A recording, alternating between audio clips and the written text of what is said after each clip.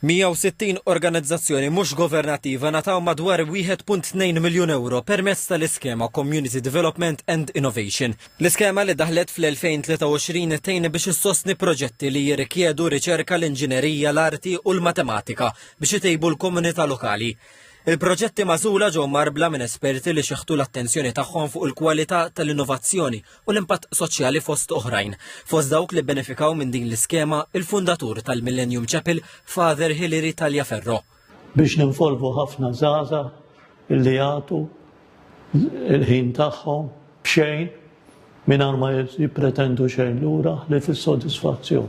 Iċ-ċermen tal-Bord tal-Għażla Andrew Mizzi saħaq dwar l-importanza ta' dawn l-inizjattivi u ta' rendi kont tal-proġetti li saru matul is-snin.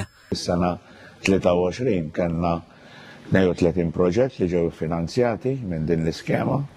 Is-sena ta' wara fl-2024 kellna 72 proġett li ġew finanzjati minn din l-iskema u dis-sena se jkollna 160 proġett iffinanzjat.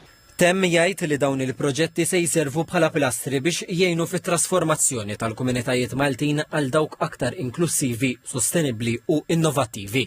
Fl-assenza tas segretarju parlamentari għaż-żgħażagħ ir-riċerka u l-innovazzjoni Kita Zoppardi Tanti li kien indispost, il-kap ta' segretarjat fis-segretarjat parlamentari għaż-żgħażagħ ir-riċerka u l-innovazzjoni Sean Cini ippreżenta ċ-ċertifikati lil dawn il-laqdiet. Sostna li l-iskema tibni soċjetà aktar b'saħħitha, aktar inklusiva u innovattiva għax l-organizzazzjonijiet qed jingħataw l-għodod biex joħolqu proġetti li jkunu ta' benefiċċju għall-komunità.